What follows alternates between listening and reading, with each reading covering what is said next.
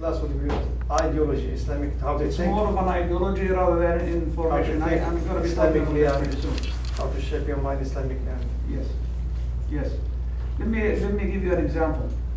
If a poor man comes to you and you're a fisherman and asks you for dinner and you give him a fish, have you solved his problem? No. No. You have given him a fish. Tomorrow he's going to be hungry again and he's going to come back and ask for another fish. The after tomorrow he's going to be hungry again, and what you're supposed to be doing instead of giving him a fish, Teach him how to fish. teach him how to fish.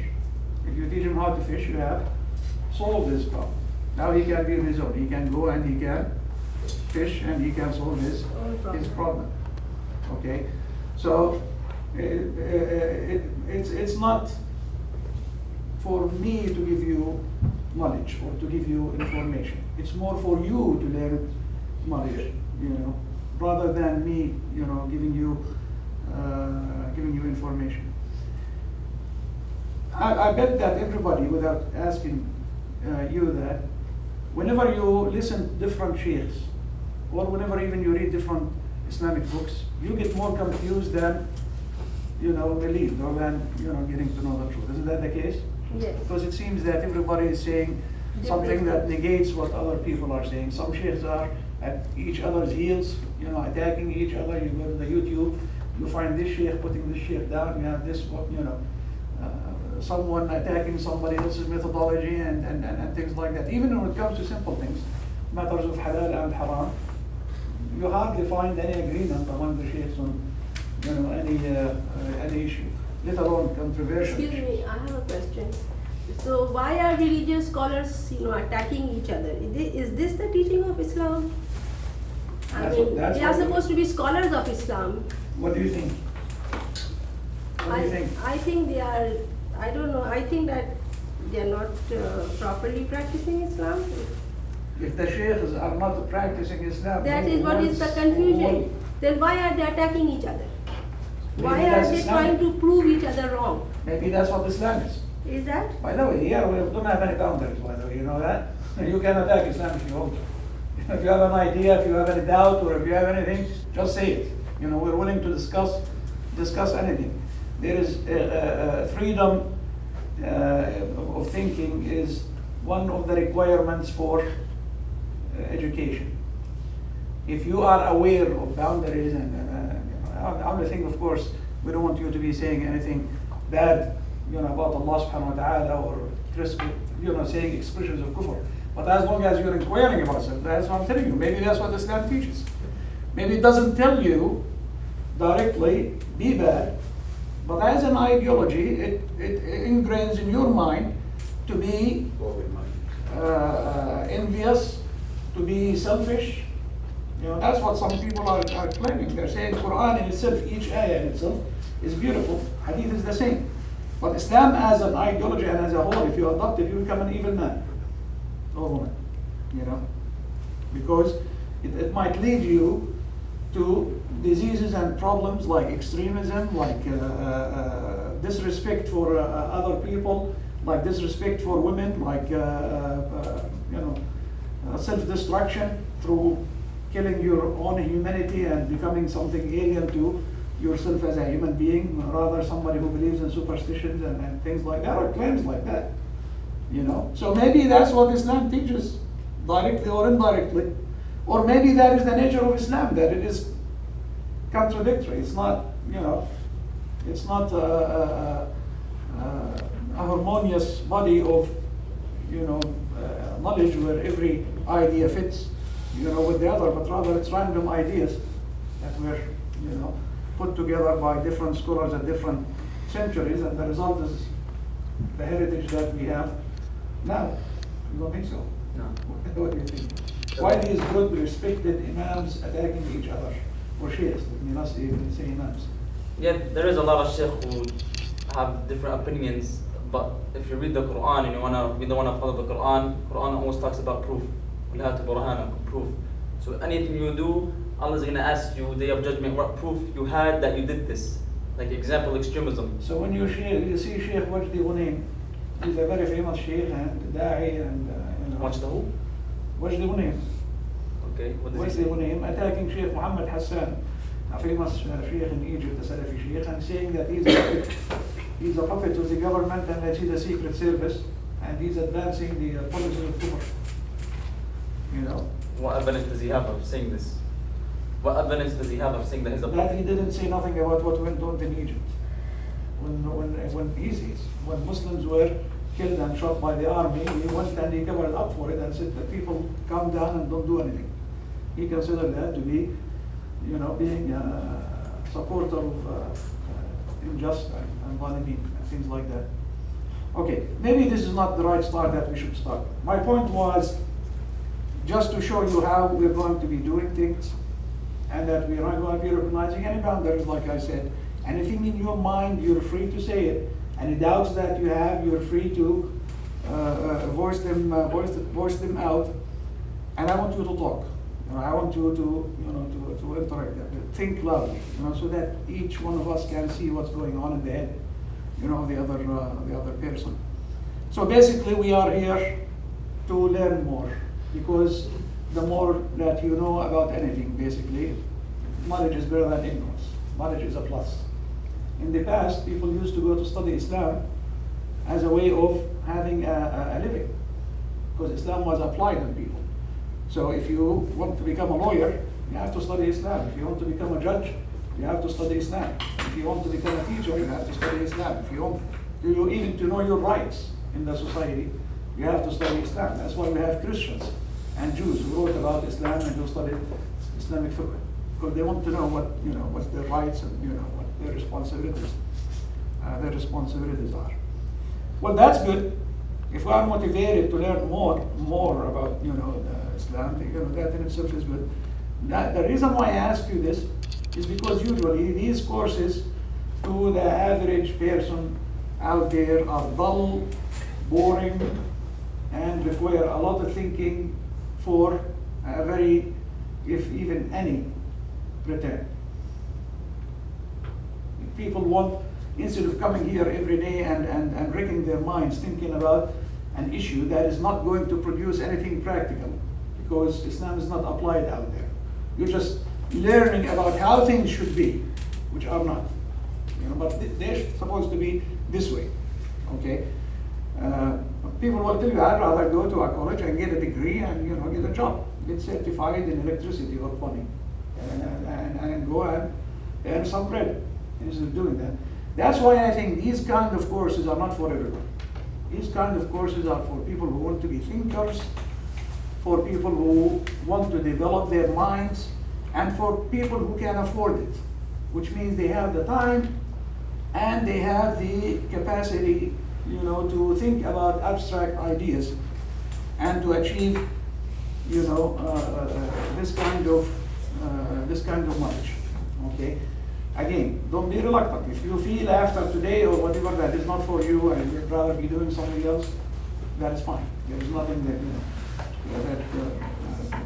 you're going to get out of this other than being a more knowledgeable person in your religion. Fine. Having said that, we need to decide on the time and place, which I think we should do after I finish talking about the course, to give you exactly an idea, of what we're going to be doing. Because based on that, we will see what the best times for it and how much time we're going to allocate for this. Islam has its own way of study, which is different from any way of study that you might went through in primary school or in college or in secondary school, high school, or if you took certain courses about real estate or about car dealership or whatever it is. Islam has its own way of studying. The way of studying of Islam is that, especially when it comes to studying fiqh and aqidah and sciences like that, not only it is wrong to get that knowledge out of a book or out of the internet.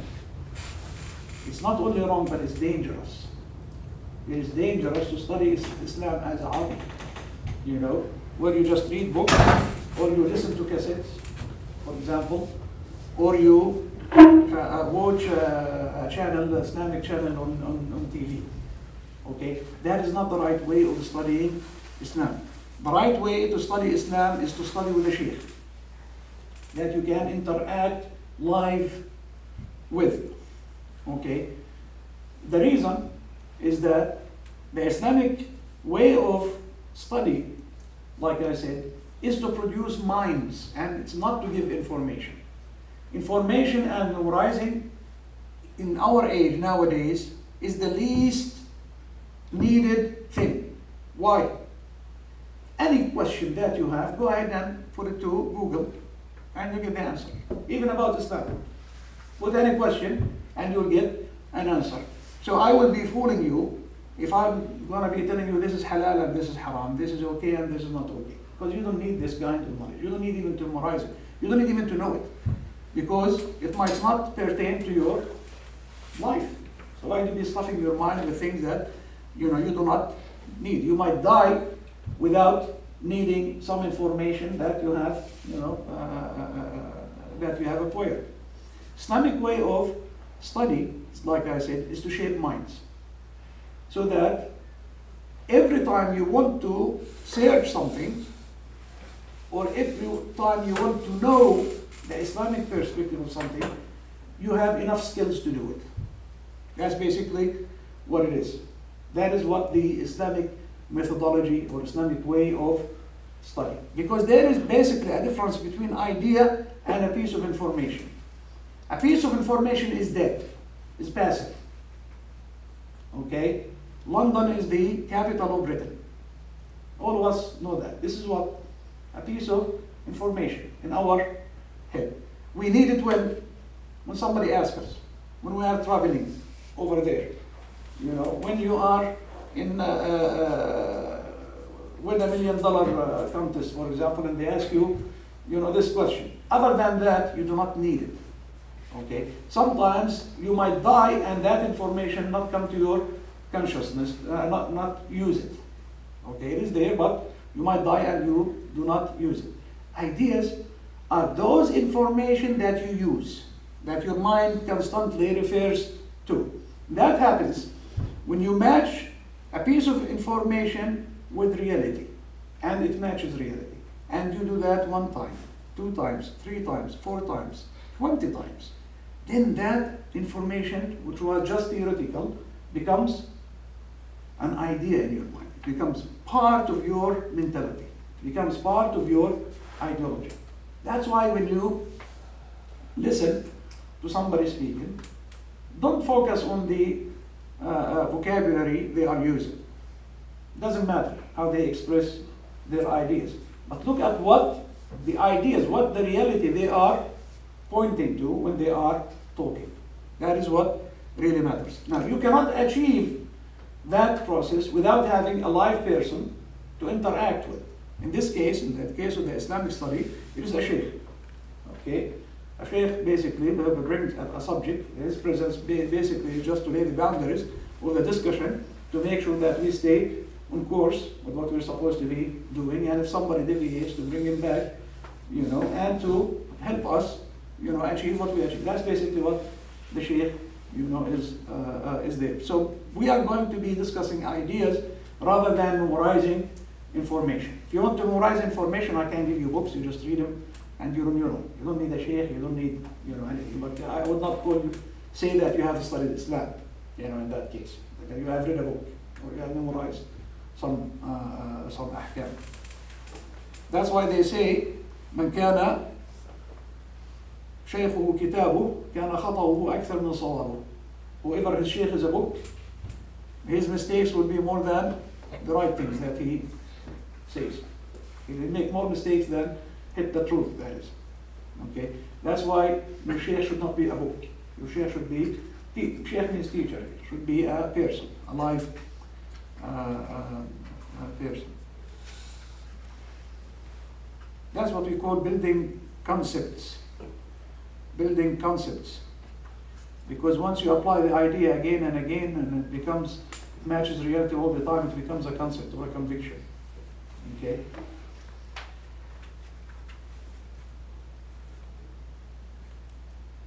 what names, great Islamic names of scholars that you have in your mind, that comes to your mind, that you would consider have learned Islam and achieved a good understanding of it? Like who?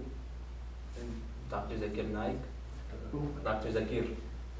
Yeah, I know about him. I don't know much. I don't know if you know much about him, but let's have examples of people that everybody knows. I think like Imam Shafi'i. You know, Imam Shafi'i, you have a great, everybody have a lot of respect for Imam Shafi'i. So Imam Shafi'i is one of the four mujtahideen who have a madhab that has millions, if not tens or hundreds of millions, you know, of followers. Or Imam Malik, or Imam Awza'i. You know, how do you think these people achieved the status that they have achieved in knowledge? What did they do? Study. That's a general term. What do you mean? Open books? And at that time, books were very rare. You see, it's not like now you go to the public library and you see hundreds of books, or you go to the internet and you download any book that you want. Sometimes one of them will travel for 6 months on a camel in the desert, in the heat, just to find somebody who read a book to tell him about what's in it. You know, that is how rare books were at that time. So I don't think that they dedicated a lot of time just to reading books, even though they have done that, without any doubt. They kept discussing the matters. They discussed the matters with, you know, people who are having more knowledge. Good. Or they thought about, they formed a perspective regarding the knowledge that they have. If you do that, if you have an issue, let's say the issue of halal and haram, why things halal and haram, or what is halal and haram, what is the meaning of halal and haram, that's an idea. If you look at it from this direction, then from this, then from this, then from this, then from this, then from this, looking at the same issue from 20 or 30 different perspectives, you have achieved complete understanding of that idea. It is crystal clear in your mind. That's why if somebody asks you about it, it's as if you are looking at something physical and you're describing it. That is why if you find somebody who's trying to describe an idea and he's, you know, talking a lot and, you know, then, oh, I'm sorry, I didn't mean that, I meant that, you know, it means what? They don't have a grasp of the idea. It's not crystal clear picture in their mind. Once it becomes crystal clear, they're very fluent in describing, because it's, you know, they can feel it. They can almost touch it or physically see it, you know, that idea. That's why they can talk about it as much as you want to, because it's in their mind, it's crisp and it's clear. That is how things were in the minds of people like Imam Shafi'i and others. Not because they read a lot. We have people today who might have read more than that, okay, more than them. But they did not achieve what they have achieved. In their case, reading was some way of negotiation, okay? Whenever they come across a word or a term, they want to know its reality, its real meaning, you know? And that's why reading is not just, you know, taking the words here, the text, moving them through your sensation, through your eye to your brain. That's not reading, okay? That might be good memorizing. Sometimes when I'm reading the Quran, I'm visualizing the page of the Mus'haf in my mind. You know, I'm reading from the Mus'haf, I'm looking at it, and I turn the page in my mind because I know the next word is in the next page. That is memorization. That's good for certain things, you know, like memorizing the Quran. But if you want to have an understanding of fiqh, which basically means legal, you know, thinking. Legal thinking is a way of thinking. You know, it's not memorizing what is halal and what is haram. It's being able to visualize and imagine the issue and then immediately bring all the evidence that is related to that issue, you know, and then passing a judgment on it, whether it is, you know, acceptable or not acceptable, based on all the evidence that you have in your mind. That's basically forming, you know, a mentality. That requires a certain way of reading. Okay, you're not interested in the lines themselves. You're interested in the reality that these lines are talking about. as again, when a sheikh is speaking, I can talk to you very nice things about angels and the hymns of the angels and the beauty of heavens and all of these things, and take you in a heavenly journey, spiritual journey for half hour where you'll feel great, and then bring you back, to this miserable reality that you are in this boring classroom, and then you have achieved nothing, right? Why? Because here there is no thinking required. That's what most of the mashayikh do. Most of the mashayikh, if you listen to their khutbah or their thing, you feel good, They make you feel good. It's about making you feeling good, or make you feel something, not learn, something. That is the difference between study, learning, and,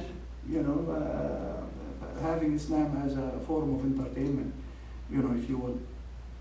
So those great scholars achieved what they have achieved because they were always constantly asking themselves questions. And always, even if nobody is asking the questions, they will ask it.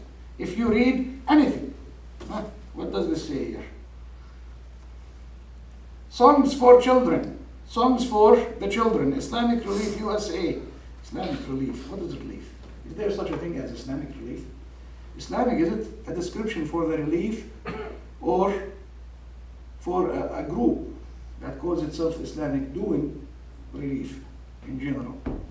Can we describe adjectives with another adjective, Islamic and relief? Relief, can it be Islamic?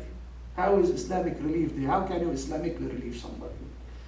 Is there such a thing as Islamic relief?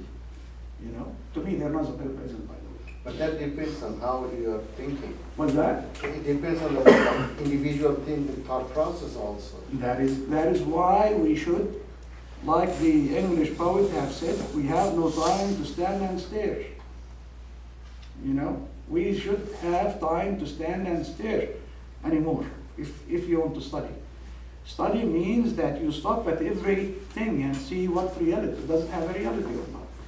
And unfortunately, the Muslims nowadays, the way they are in, we listen to millions of khutbahs and hundreds of thousands of lessons, and still with the same level of knowledge. Why is that? It's because we're not listening. That's why Allah says that some people listen, but they don't listen. Listening or reading means, like I told you, songs for the children. Islamic Relief USA presents. Is that the right term to say about songs? Presents songs for the children. Is that Islamic? That sounds Islamic. Islamic and songs. And songs for the children. I'm not trying to say that this is wrong. I'm not looking at it from a critical point of view. I'm just looking at it, in general, and asking myself questions as I am reading. If you do not do that, you will not learn. You're supposed to have a perspective. You're supposed to have a stand, on every issue in order to turn it into an idea. But if you accept everything goes, you will find that as it went in your mind easily, it's going to exit it also easily. Yeah, my question is that, we are learning, reading about Islam, hearing about Islam, but we are not actually learning because we are not practicing it. We are not implying those ideas. What do you mean practicing? I mean, like we know giving charity is good. Okay. It is, but we are not actually giving charity. We know that helping others is good, but we are too busy to help others. Okay. So we are not actually implementing it. So how are we supposed to learn? Because until and unless we put it in action, then we see the happiness of helping. We see the happiness of kindness. So when we see that happiness, it is what motivates us. And further, find out more that how can I help more? What else I can do to help, So I think that, most of the time. You're asking why there is a gap between what we say or what we believe and what we practice. No, I'm not saying that. What I'm saying that is we read, we hear, but we do not actually practice. That's what I'm saying. There's a gap between what we believe in or what we know or what we learn and what we practice. How can we bridge that gap? By actually putting that, practicing that. It's good that you're asking that. I mean, think about it. Why? you know, people sometimes believe in certain things and do not practice Don't do it. them. Hmm? But don't do it. That's Yeah. Yeah. That's what- Yeah, also, I mean, where do we start? When we say read, you read and you need to think. That's good. We That's read, good we question. refer to this from the book of Allah, Yes. which is Quran, Yes. and does what you said, just say. The Imam Ali says, because your answer is easier than hers. Imam Ali, when he was teaching his children, Hassan and Hussein and Muhammad and Hanafiya and others, he told them, يا بني خذوا من كل علم برأس. Sons, if you want to have knowledge, take the head of each science. Start with the head. Don't start at the bottom. And that's what I was when I started telling you, if you listen to Mashayikh, you get confused. Why? Because you don't know how to put that in a perspective that you already have in your mind. Build the perspective first, and then listen to these different opinions, and you will see exactly where each one of them is coming. Okay? But if you do not have a framework, basic framework, you know, of Islam and Islamic studies or sciences, you know, you'll be lost because these details are very confusing, like I said. So if you start at the bottom with the details, you're not going to get nowhere. Because every time you form some conviction, you'll find something else or somebody else who cancels it. Or will say something the opposite. So you keep going in an empty circle. But if you started from the origin, from the head, from the top, and then you went down, you know, you will know exactly, that will lead you exactly to this detail and not this. You know, it will tell you logically, based on your understanding, this is the right opinion. You know, I'm not this one, I'm not this one. Okay? So always start with the origin of things. Before you study fiqh, what you're supposed to study? Usul al-fiqh. Jurisprudence is knowing what is halal and what is haram. Usul al-fiqh, which is the fundamentals of jurisprudence, is the study of the rules and laws based on which you can know what is halal and haram. That is called usul al-fiqh. So what should you study first? Fiqh or usul al-fiqh? Usul. If you study the fiqh before you study usul al-fiqh, your mind will be a mess. You know, it doesn't have, you don't have a map, a clear map where you are going. You have a lot of info, a lot of pieces, you know, but they don't add up. You know, you cannot. It's like having millions of pieces of a puzzle, but you spend all of your life trying to form one picture and you can't, even though you have millions, and even though the pictures do exist in these pieces, but you cannot find, you know, the right one because you have so many, you know, in order to form a picture. So always, before you study the fiqh, study usul al-fiqh. But you cannot understand usul al-fiqh before you study ilm al-kalam, which is what? Aqidah, theology. Because usul al-fiqh is dependent on theology. For example, one of the subjects of usul al-fiqh is al-hakim. Al-hakim means who is supposed to pass a judgment on an action, whether it is right or wrong. Mind, God, people, Congress, you know, a social thinker, a philosopher, habits, fitra or human nature. You have so many sources. Which one is the right one? Now, if you have studied Aqidah and theology, you will know that Allah subhanahu wa ta'ala is the one who passes al-hakimiyya lillah, that Allah is the judge. Allah is the one who, you know, who does that. And you will know why. So in your mind it's clear, you know, where the usul al-fiqh came from. Okay? But you cannot study theology or creed without studying the process of thinking itself. What is thinking? You know, I want to use my mind. What is my mind? You have to go into the mind itself and see how it works, in order to be able to, you know how you are conceptualizing, you know, usul al-fiqh or aqidah or things like that.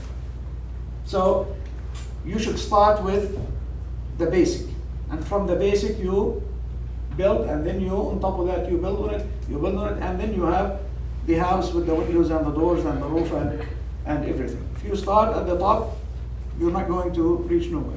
Okay? I had to answer your question simply because it has to do with the methodology, you know, and not her question